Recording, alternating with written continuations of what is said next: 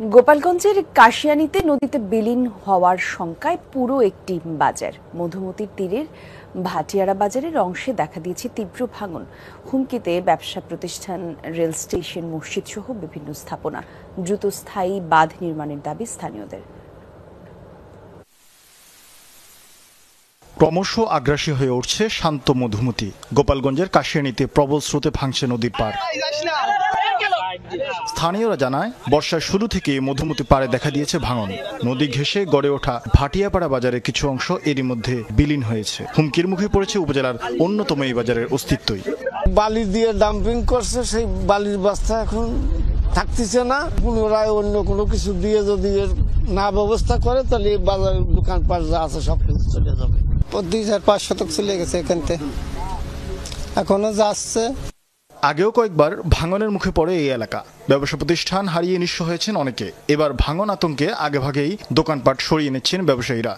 মসজিদ, গোডাউন, বাজার ঘর, ভাটিয়ারা বাজার, কবলতী বাজার, নদীর কবলতী বাজার, অনুপরে আল্লাহ আর নিচে সরকার যদি সহযোগিতা করে।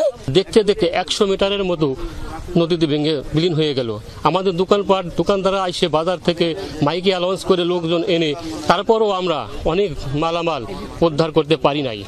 বাজারের পাশেই রয়েছে রেল স্টেশন, মসজিদ সহ বিভিন্ন স্থাপনা। নদীর পাড় সংরক্ষণে যে কাজ করা হয় তাও ধসে পড়েছে কয়েকটি স্থানে। ভাঙন ঠেকাতে স্থায়ী বাঁধ নির্মাণের দাবি এলাকাবাসীর। এই বাজারে দুটা খাদ্য গোডাউন আছে সরকারি। এখন ওই খাদ্য গোডাউনও ঝুঁকিপূর্ণ।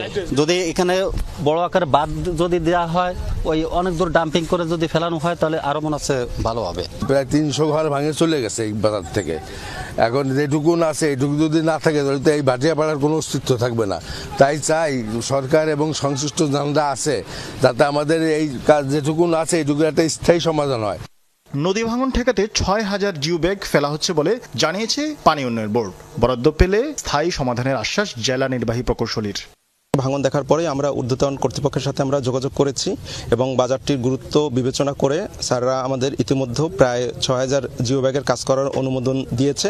আমরা ইতিমধ্যে জিও ব্যাগ ফিলিং কাজ চলতেছে। এটার জন্য আমরা একটি ডিপিপি সাবমিট করা আছে স্থায়ী কাজের জন্য। এটা যদি অনুমোদিত হয়, তাহলে স্থায়ীভাবে ভাঙনটি প্রতিরোধ হবে। ভাটিয়া নদীবন্দর সংলগ্ন এই বাজারে ছোট বড় মিলিয়ে রয়েছে অন্তত 200 ব্যবসা প্রতিষ্ঠান। পাশে রয়েছে শতাধিক ঘরবাড়ি। শেরিফ ফারুকি, যমুনা নিউজ।